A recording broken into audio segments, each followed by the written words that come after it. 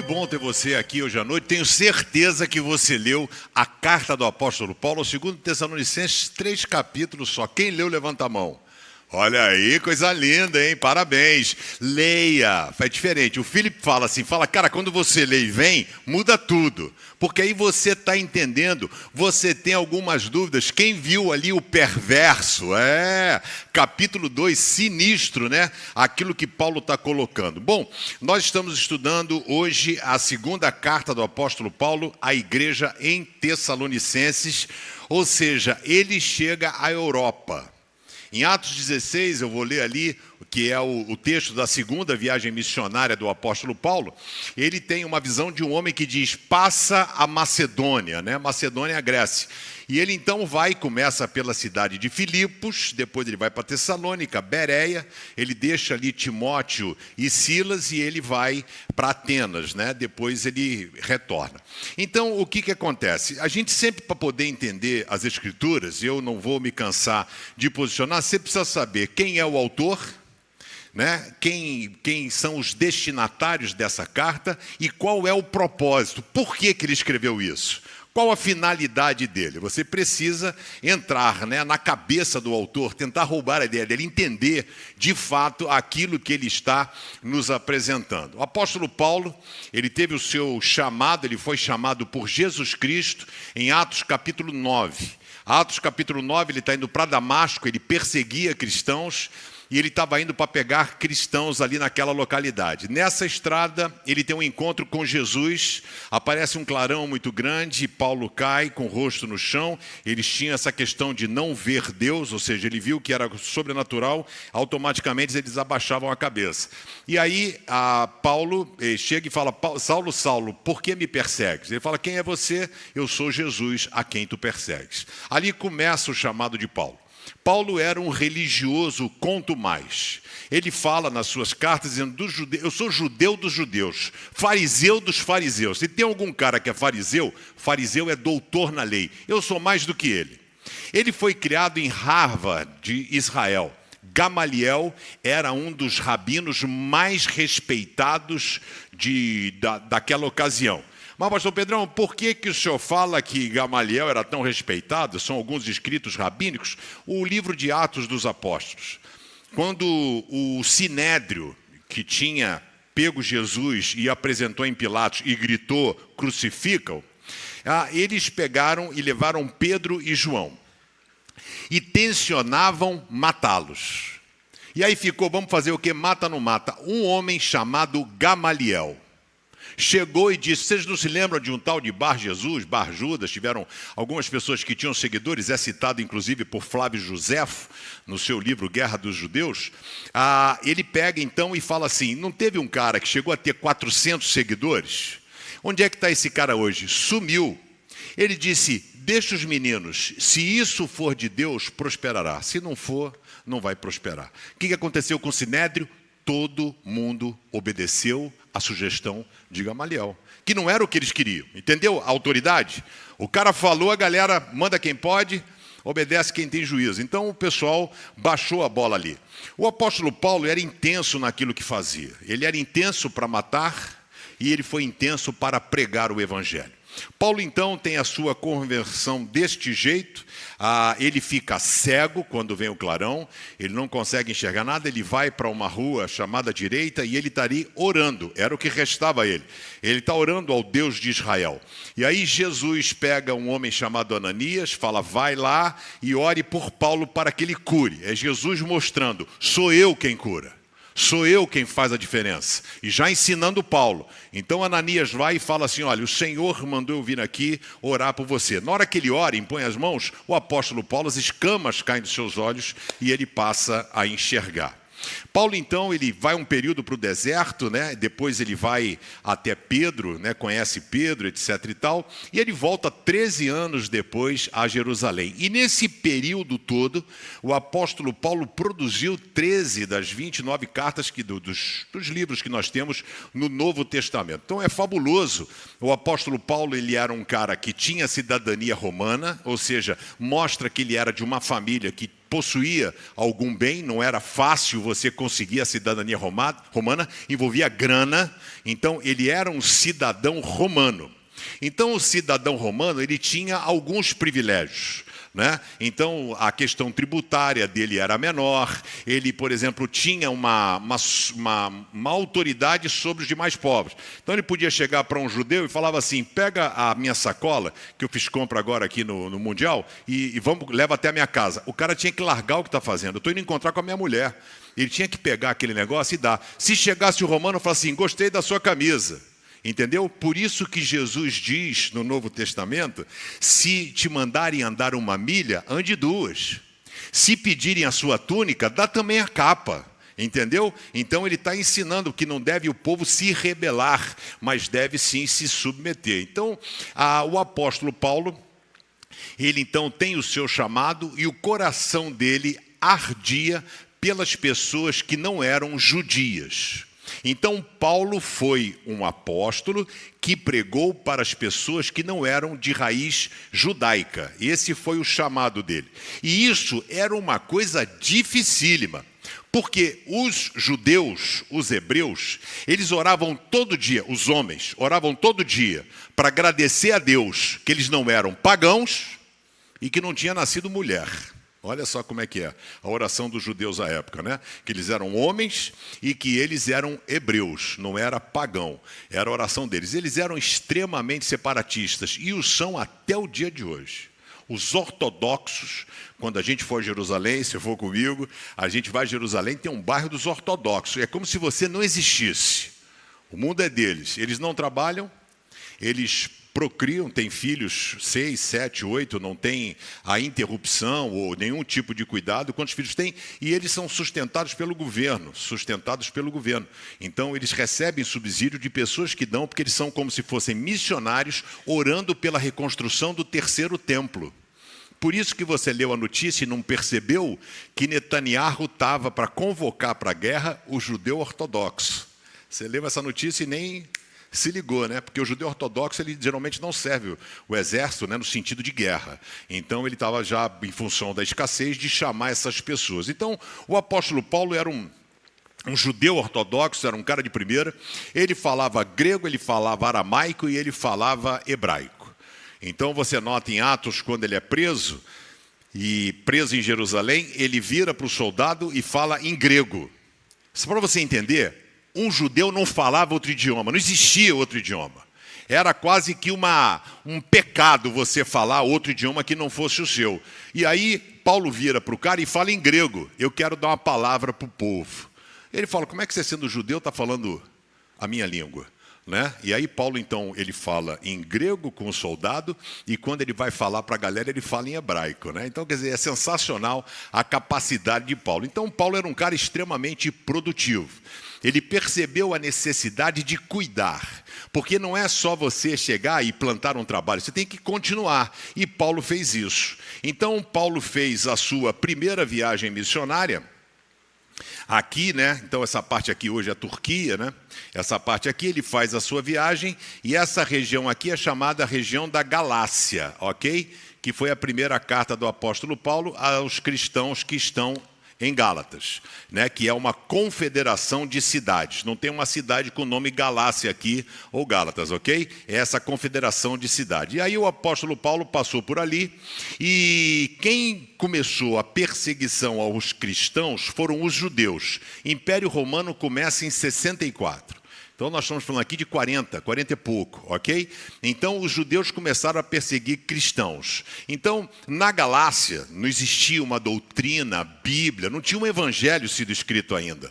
Tudo era tradição oral, as pessoas falavam e quando muito copiavam uma carta e enviava para outra cidade e outra localidade. Então existia essa fusão do paganismo, o cristianismo entra como um apêndice do judaísmo. E como é que nós vamos fazer? A gente aceita Jesus como Messias, mas ignora os 10 mandamentos? A gente aceita Jesus como Messias e temos que fazer a circuncisão, que nosso pai Abraão, isso foi uma confusão.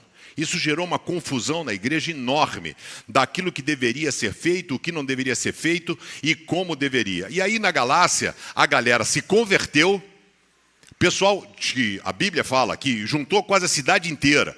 Paulo prega, as pessoas se convertem, Paulo sai. No que sai, a galera veio para a igreja e saiu da igreja. Aí Paulo escreve a carta aos Gálatas.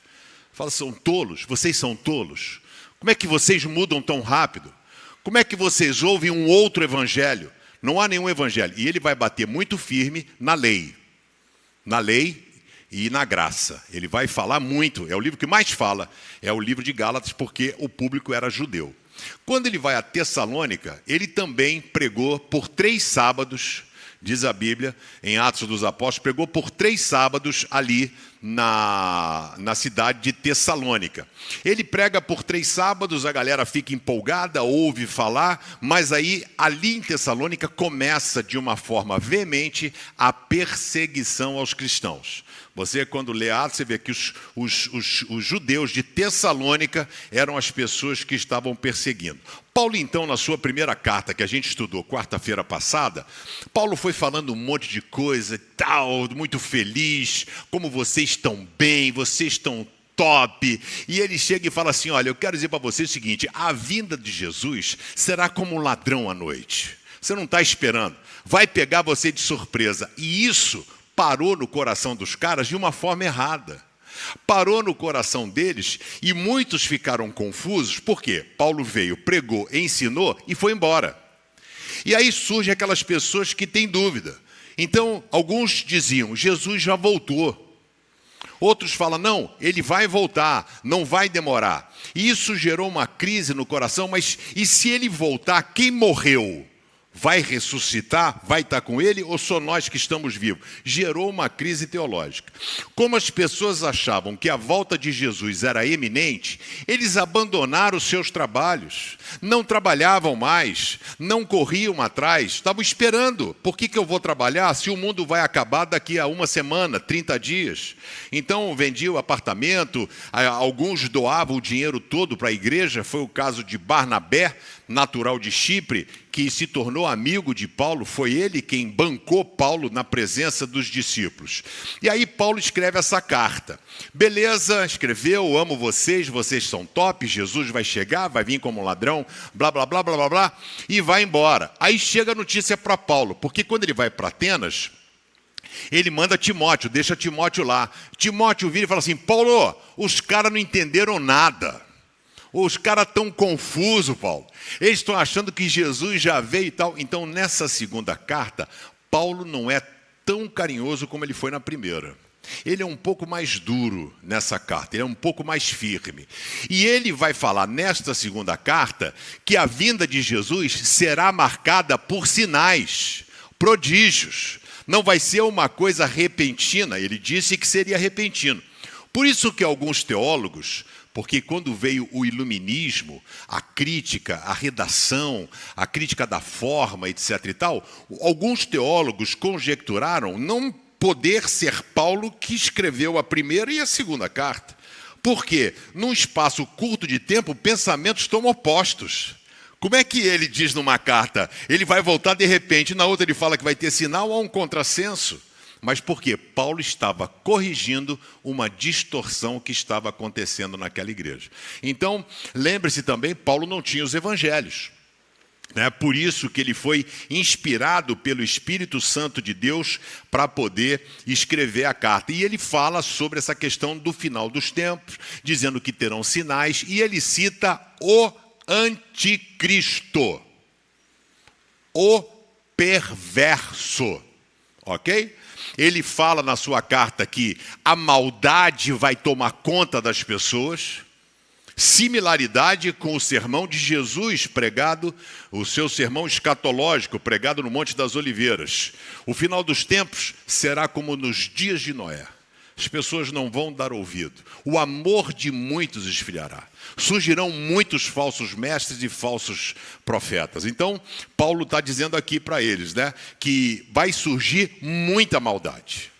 Não tão diferente do que nós vivemos hoje, gente? Para a gente parar para pensar como é que está o mundo hoje, não está muito diferente daquilo que a gente pensa. Então, Paulo ele vai mais firme, e ele fala que antes da vinda de Jesus haverá um tempo de maldade e de pecado. E Paulo fala sobre um poder misterioso que ele chama de o perverso que chefiará a revolta contra Deus. Quais são os inimigos de Deus registrados na carta ao Apocalipse? São 5. 5. É o dragão, é a besta, é o falso profeta, a prostituta e a Babilônia. São os 5 inimigos de Deus. Então o dragão é o próprio cão, a besta é o perverso, é o anticristo, é o 666. Então quando a gente fala de segunda vinda de Cristo, o termo no grego é parousia. Parousia é a segunda vinda de Cristo. Não está tudo em Apocalipse. Está nos Evangelhos, Jesus falando sobre o final dos tempos, está em Tessalonicenses, 1 Tessalonicenses, que vai ser de repente, vai pegar muita gente de surpresa. Jesus disse que 2 estarão no campo, um será levado e o outro será deixado. Então ele está explicando isso, que será de repente, e na outra carta, para corrigir o entendimento das pessoas, ele diz, olha, terá sinais. Então quais são os sinais? A maldade vai crescer muito. Difícil definir maldade, né, gente? Porque cada vez mais o mundo ele vem descendo uma espiral. Você não encontra assim uma vértice de melhora, né? Pô, melhorou, né? As pessoas estão mais amáveis, mais gentis. É difícil a gente encontrar isso. Então a maldade vai se espalhar muito. Uma coisa que eu acho que é importante você perceber é essa questão da globalização. Isso é uma coisa que me chama muita atenção. Né? Porque quando Jesus veio, o mundo era globalizado. Roma, Pax Romana. Então, Pax Romana é liberdade religiosa, um idioma, todo mundo falava a mesma língua. Então, nesse momento, Jesus veio. Então, essa questão da globalização, essa questão da tecnologia, esse avanço tecnológico, você vê, as pessoas estão vivendo mais, as pessoas morriam de gripe, né? Então, hoje as pessoas falam assim, tem 80 anos, é novo, né? É novo. Então, a pessoa está jovem ainda, pode estar melhor. Então, aí diz que nesse período de maldade vai vir o anticristo, que é aquele que vai se passar por Cristo. Deixa eu só explicar que eu deixei vocês no vácuo, né? Então você tem a besta, que é o próprio diabo.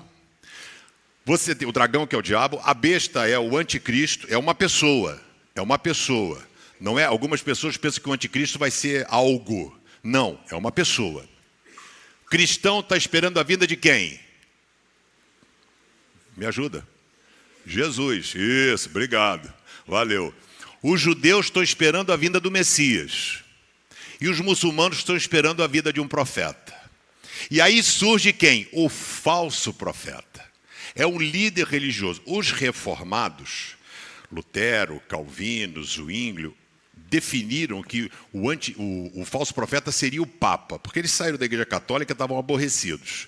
Né? A gente não pode afirmar que é. Mas se nós analisarmos com frieza, qual é o outro líder religioso? Me cita outro religioso que tem peso mundial.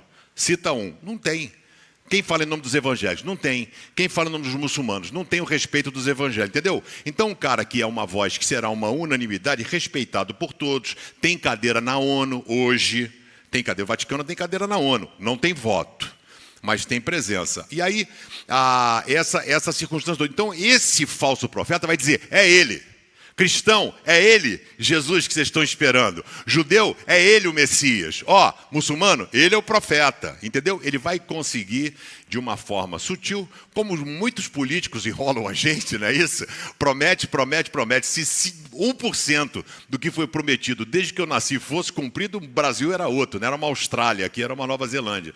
Então, ele vai vir, vai enganar as pessoas. Aí você tem o falso profeta, tem a prostituta, que são as falsas igrejas, que está chapado. Hoje, evangélica, falsa igreja, está lotado. Estava conversando com um amigo aqui que está chegando para a igreja, eu falei, cuidado com o que você vai ouvir de amigos, de crente, vai falar um monte de coisa para você. Aí deixo para você o que eu falei quarta passada, examinai tudo e retém o que é bom. Então tem que ter muito cuidado, porque tem muita gente que tem as verdades plenas e absolutas e vai só gerar confusão na sua cabeça. Então, prostituta, falsa igreja, os reformados diziam, Martim Lutero, Calvino, que era a igreja católica. Estavam aborrecidos, brigados. Eu hoje, Pedro, falo que não é a igreja católica. São muitas igrejas evangélicas, que vendem um Jesus que não existe.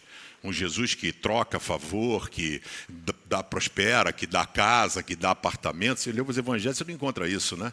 Mas aí existe isso. Então são falsas igrejas que têm acontecido, falsos profetas, e essas igrejas estão cheias por quê, pastor Pedrão? Jeremias 5,31. Os sacerdotes mentem, os profetas enganam, e o meu povo gosta disso. Gosta disso. Está lá, Jeremias 5,31, depois você vê. Então os sacerdotes mentem, os profetas enganam e o povo gosta disso, né? Então gosta de ouvir coisas que mesmo que não sejam verdades plenas e absolutas. Então ele fala, desculpa, né? Está aqui essa questão da igreja, né? Que tem se corrompido. E o último é a Babilônia. Babilônia é o sistema. E nós hoje somos reféns do sistema, ok? Sem entender o sistema. Vamos lá, mídia, televisão. Alguém aqui foi no Sul, no Rio Grande do Sul, na enchente? Alguém foi? Então, eu comi uma pizza no domingo com um membro da igreja, o Adriano, que trouxe o batistério, ele foi com uma carreta lotada de coisa para lá. Aí contou tudo. Polícia parou, nego quis pedir dinheiro, etc., de doação, colchão, seja lá. Quando chegou lá, eles foram entrar num galpão. Quantos mortos tiveram na enchente? 100 e poucos, não foi? Segundo a mídia. Tinha só em São Leopoldo um galpão de corpos de crianças e idosos, mais de 2.000. Que cheirava mal, de corpo. Fora de pessoas desaparecidas. Entendeu? E aí pegava, na hora que pegava a doação, vinha a pessoa para receber e botava o adesivo da prefeitura, ou do vereador que é candidato agora, dizendo que foi ele que doou. Isso contado por ele que foi. Eu não li isso em lugar nenhum. Isso é o sistema. Então você come o que te mostram, entendeu? Então você recebe aquilo que é. Esse é o sistema. Então, por exemplo, eu percebi a ação do diabo no sistema na pandemia. Mano, você é louco, nunca fechou a igreja de Jesus Cristo desde a sua existência. Perseguição romana, sabe, Coliseu, martírio, peste negra, peste bubônica, gripe espanhola, Primeira Guerra Mundial, Segunda Guerra Mundial, as igrejas sempre ficaram abertas. Elas tiveram a sua porta fechada pelo sistema, chamado OMS. As portas das igrejas foram fechadas. Padres presos, pastores presos, por abrir igreja. Não está vendendo droga, não. Abrir igreja. E isso aconteceu. Eu disse aqui que se tiver outra pandemia, eu vou ser preso. Eu vou abrir igreja. Eu vou abrir igreja. Eu fiquei com vergonha. Eu pedi perdão a Deus. Porque eu não podia, eu tinha que perceber o sistema, eu tinha que abrir a igreja. Você queria uma oração, pessoas se suicidaram, eu precisava estar aqui aberto para atender as pessoas. Então aí a gente foi obrigado, fecha o negócio, faz não sei o quê, pessoas quebraram, estão em depressão até hoje. Nós sofremos o impacto da pandemia.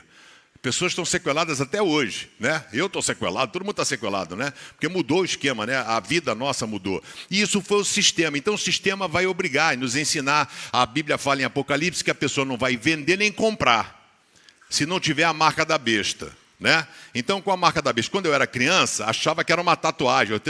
Você é obrigado a botar 66. Balela, ele é sapatinho. Ele vem no negocinho. Então hoje você paga, ele fala assim, na mão direita e na testa, né? Se você pega o celular, né? E você paga a conta com o relógio, tá louco. Celular é do cão, hein? É o anticristo, né? Então, assim, são conjecturas, tá, gente? Eu só estou compartilhando com você para você. O meu papel aqui é fazer com que você olhe a vida de uma forma verdadeira, né? Não estou aqui para... Tem pessoas que são apocalipsistas, vê diabo em tudo, né? Eu não sou desse tipo, não.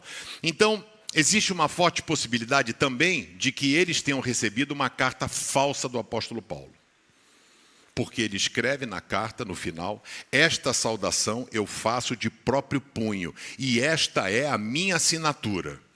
Então, por que Paulo fez isso? Porque eu tenho que pensar, né, gente? Teologia. Eu tenho que pensar. Então, por que Paulo... Uma primeira carta ele já está escrevendo, dizendo que essa assinatura, então eu posso conjecturar de que teve outras cartas dizendo ser de Paulo, ok? E provavelmente contradizendo todas as coisas que ali estavam acontecendo. Paulo, então, faz a sua segunda viagem missionária, mais ampla. Na primeira viagem foi Paulo, Barnabé e João Marcos. João Marcos desceu do barco cedo, ok? Então, Paulo, Barnabé e João Marcos. Na sua segunda viagem missionária foi Paulo e Silas, ok? E Silas. Então, 2 agências missionárias. Barnabé foi para outro lado, ele veio aqui. Então, ele vai a Filipos, que deu a carta a Filipenses, né? Aí carta à igreja de Efésios, carta a Corinto. Então, por isso que é importante a gente estar sintonizado. Atos 16, verso 6, diz assim: como o Espírito Santo não deixou que anunciassem a palavra na província da Ásia, então Deus age às vezes, Deus fala não. E você nota que a gente tem que ter sensibilidade espiritual. Na outra carta de Tessalonicenses, Paulo diz assim: Satanás me impediu. Então você nota, Satanás me impediu e Deus, né? Aqui, Deus não deixou. Então tem uma linha tênue. Como é que você vai saber que é Deus e quando é o cão?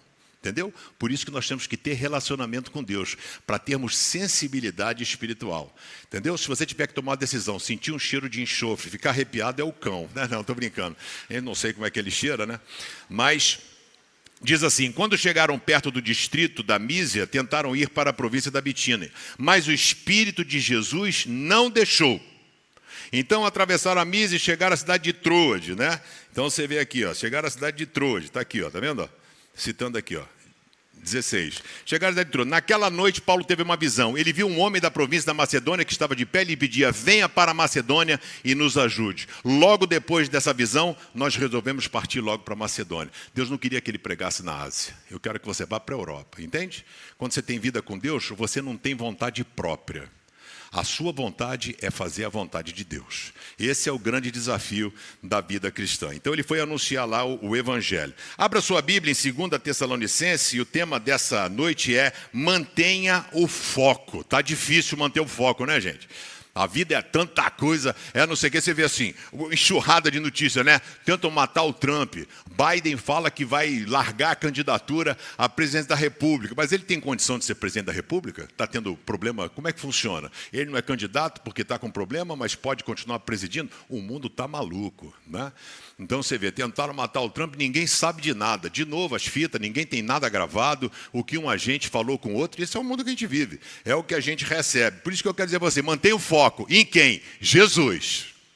Jesus. O foco não é igreja, o foco não é em pastor, o foco é em Jesus. Então olhar para o alto, porque pastor vacila, erra, aí depois você fica aborrecido com Deus. Estou chateado com Deus por causa do pastor, está errado. Então você olha para Jesus, olhou para Jesus, aqui deixa o pessoal passar, vai vacilar, mas você está com os olhos fixos em Jesus. Então mantenha o foco. O texto de 2 Tessalonicenses 3,3, assim: mas o Senhor Jesus é fiel. Então Paulo está botando um ponto final. Então o Senhor Jesus é fiel, e Ele, somente Ele, lhes dará força e os livrará do maligno. Entendeu? E Paulo vai nos ensinar então que eu sei que isso é muito triste, porque as pessoas hoje, igrejas, falam mais do diabo do que de Deus. Entendeu? Tudo é luta, tudo é batalha, tudo é inimigo, todo mundo é inocente, todo mundo é bonzinho, né? Nada acontece, eu não sei por que está acontecendo, por que essas coisas estão acontecendo. E existe uma coisa assim, cara, em Jesus Cristo, todas as coisas caem por terra, Ele levou sobre si todas as nossas maldições, amém? Então o diabo resiste, diz a Bíblia, e ele fugirá de vocês. Tentação, foge. Ok? Tentação é a casca de banana que o diabo bota. Você vai se você quiser. Entendeu? Ele não pega você e bota você aqui. Ele bota oportunidade. E você vai cair se tiver fragilizado. Porque a Bíblia diz em Coríntios que não há tentação que Deus não possa nos livrar. Ok? Ele pode tirar você de qualquer enrascada. Vamos orar? Obrigado, Senhor, pelo privilégio da salvação em Cristo Jesus, e nós queremos manter os nossos olhos firmes e fixos em Ti. Que Teu Espírito Santo continue tendo plena liberdade para sondar os nossos corações e fazer segundo a Tua vontade. Eu oro em nome de Jesus. Amém. Quero compartilhar com vocês ensinamentos verdadeiros do apóstolo Paulo na sua 2ª carta à igreja em Tessalônica. Em primeiro lugar, quem confia, vence. Quem confia, vence. Não arrega. Fica firme. Lição de casa, leia Hebreus 11. Foi pela fé que Abraão, foi pela fé Moisés, foi pela fé, pela confiança de que Deus não se esqueceu, Deus não abandonou, Deus não se cansou de você, Deus está cuidando de você. Você não consegue mandar na agenda de Deus. Não é você que manda na agenda de Deus. Não é você que diz para Deus o que Ele tem que fazer e quando Ele tem que fazer. Deus é Deus. E Ele é Senhor e soberano, e Ele vai entrar na hora certa. Por isso, quem confia, vence. Por que vence? Porque espera. Porque tem a certeza de que não está sozinho. Sabe que Deus está trabalhando.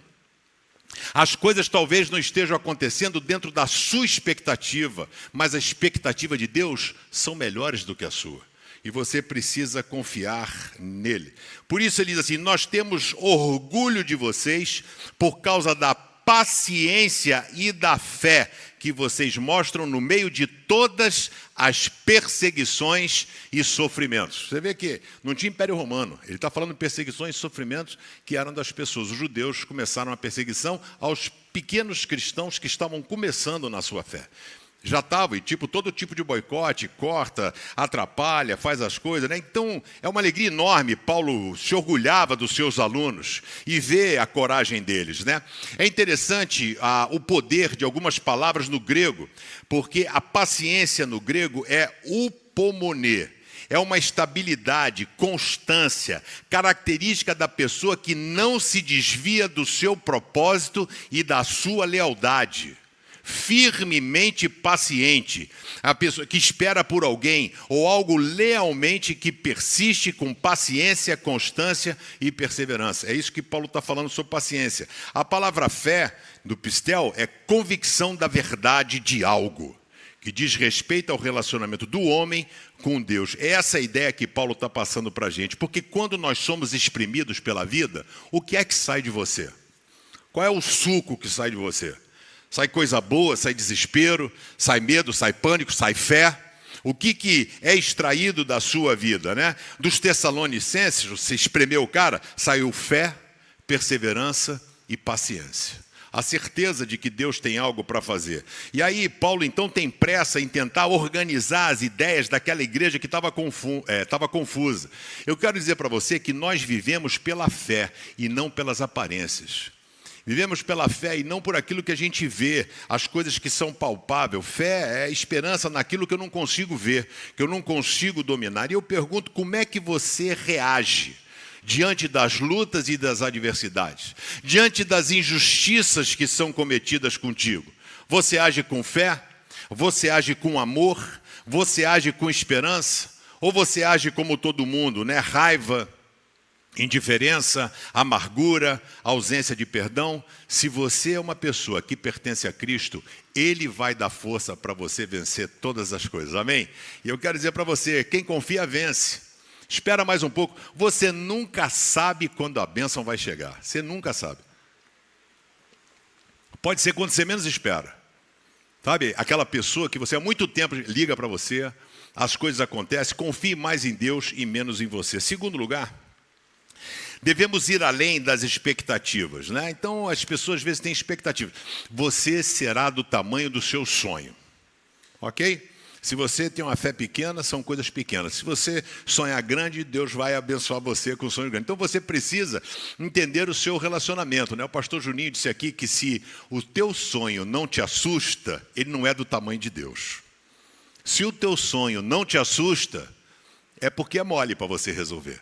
Agora, se você fala, cara, como é que vai ser? Entendeu? Aí é um sonho que é do tamanho de Deus. E esse é o grande desafio. E aí ele diz aqui para a gente, por que ir além das expectativas? Porque hoje o povo chamado povo de Deus age como todo mundo. O crente é desbocado, o crente é impaciente, o crente é mentiroso. E aí, cara? Jesus morreu para a gente, para ser mais um. Ele disse, vocês são sal da terra e luz do mundo. Você não é para ser qualquer um. Você não pode ser contaminado e você não pode ser indiferente às situações. E aí, Paulo vai dizer em 2 Tessalonicenses 3,13, mas vocês, irmãos, não se cansem de fazer o bem. E em todo tempo ama o irmão. Jesus disse que nós deveríamos amar os nossos inimigos. Já pensou, cara? Você tem que perdoar quem não merece ser perdoado. Esse é o desafio. Mas, pastor, eu não consigo. Você não vai conseguir nunca. Mas se Jesus habita em você, Ele vai te dar forças para você conseguir ir além das suas expectativas. A igreja que Paulo fundou caiu no Marapuca, e sempre existirão pessoas que serão usadas pelo diabo. Aonde Deus coloca um cristão, uma semente boa, o inimigo vem e planta uma semente ruim, o joio. Entendeu? Onde vem um crente, vem um filho do cão. Aqui, ó, pum, juntinho. Por isso que Jesus diz que 2 estarão no campo, um será levado, outro será deixado. Existe joio no meio do trigo. Pessoas que dizem que são. Tem mais, existe bode junto com ovelha. Recebi uma ligação de um pastor hoje. Fiquei 30 minutos com ele, perguntando sobre uma pessoa que saiu da CB Rio, foi para a igreja dele, e falou que o cara está perturbando o cara lá, mas perturbando o cara lá. E eu falei, olha, o cara aqui não fedeu nem cheirou, ficou no sapatinho, não deu trabalho nenhum. Falou que o cara está sendo um inferno. O pastor virou para mim e falou assim, eu estou pensando em entregar o ministério por causa de um cara. Diz para mim que isso é ovelha, gente? Vai dizer para mim, com 60 anos, que isso é ovelha? Isso é bode. Querendo pegar um cara que tem chamado, tem 30 anos de ministério. O cara pensando em jogar a toalha por causa de um cara. Aí eu falei para ele, ô rapaz, você vai ficar... Deus tem um chamado para a sua vida, fiquei com ele 40 minutos no telefone, né? Então, tipo assim, a vida é essa. Conversei com outro pastor hoje, o cara está em depressão. Então, assim, não tem jeito, porque é difícil, a gente não consegue agradar todo mundo, né? Então, é uma coisa que existe aquela expectativa. E sempre tem joio no meio do trigo. Eu tenho falado sempre isso, né? Não acredite em pessoas que falam mal de pessoas. Não acredita. Entendeu? Se a pessoa fala assim, cara, vou contar um negócio, você não tem ideia que o fulano está fazendo. E para, nem ouve. Nem ouve, porque, tipo assim, não vai abençoar você, né? E com certeza a gente tem que ter esse cuidado. Então, Paulo deixa esse desafio para a gente. Nós não devemos nos cansar de fazer o bem, não importa quem. Entendeu? Vascaínos, vira para o flamenguista que está do teu lado, diga eu te amo. Eu quero que você seja campeão brasileiro. Eu quero que você seja campeão do mundo. Vira para ele e fala, entendeu? É isso. Difícil, né? Então... Mas a gente conseguir amar, né, não importa quem. Interessante que temos mais facilidade para a inclinação do mal do que do bem. Né? Quem ama sempre faz o bem.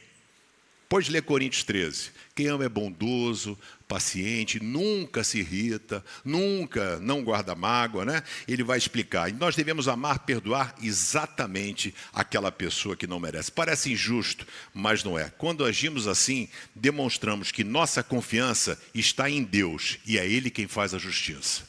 Não é você. Ele fala, minha justiça. Então, sabe o que você faz? Está com problema? Entrega na mão dele. Porque ele vai fazer aquilo que é melhor para todo mundo. Amém? Terceiro e último lugar, Paulo deixa essa convicção de que Deus, ele nunca nos abandona. E ele vai dizer aqui, mas o Senhor Jesus é fiel, fiel. Ele não muda. Imutabilidade, Ele ama você, Ele morreu por você, Ele deu a vida por você, Ele quer ajudar você, Ele quer estar com você todo o tempo e Ele lhes dará forças e os livrará do maligno. Amém? É Ele quem vai libertar você. Por isso que Paulo disse, maior é o que está em mim do que o que está no mundo. É Deus quem dá força para você dizer não àquela tentação. É Deus quem fortalece você para poder se posicionar como um homem, como uma mulher de Deus, em meio a uma sociedade caótica a qual nós vivemos. Sem Jesus, já entramos derrotados. Sem Jesus, já entramos perdendo. Não temos a menor chance de conseguirmos sobreviver aos ferozes ataques do inimigo. A Bíblia vai dizer que o diabo está babando, bramando, buscando a quem possa engolir, tragar, botar para dentro. E ele busca aquela pessoa que está distraída. Aquela pessoa que acha que não vai. Por isso que a Bíblia diz, aquele que pensa que está de pé, cuidado para não cair. Você acha que você está firme? Não está não. Entende? Então a gente precisa ter esse desafio. E Paulo coloca as pedras nos devidos lugares. Ele fala que o Senhor Jesus nos dará força para nos livrar do maligno. Sabe, aqui Paulo lembra a oração do Pai Nosso. Livra-nos do mal. Linda a oração do Pai Nosso. A gente tinha que inserir algumas coisas, né? Livrar-nos da tentação. né? Então, bacana assim você ver livrados do mal, né? Esse cuidado, esse carinho. A gente precisa ter esse posicionamento. E eu quero dizer com você que com o Senhor não tem tempo ruim. Sabe, não que sejamos libertos dos problemas ou dos ataques do inimigo. Gente, olha para a minha vida, né? É ataque de tudo que é lado, né? O tempo todo. Por quê? Porque está mexendo no inferno, cara. Sabe quem se converte? Cara que batia tambor, cara espírita, ateu. A gente está indo no inferno, saquear o inferno. Não é migração de crente, não. A gente está pegando pessoas perdidas, perdidas ao extremo. E isso tem um preço. Isso tem um preço, isso não é fácil.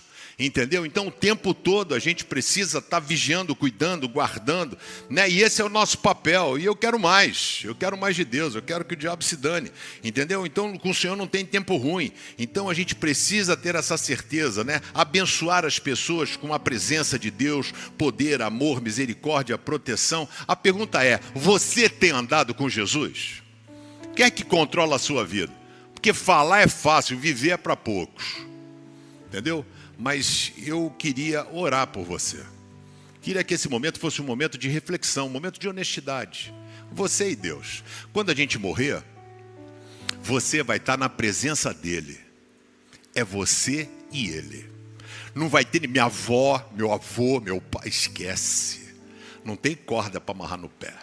É você. Cada um prestará contas a Deus de sua vida. Você está pronto para um encontro com Jesus? A sua vida está nas mãos dele. Ele é Senhor e Salvador da sua vida. Posicione-se ao lado de Jesus. Quero orar com você. Feche seus olhos.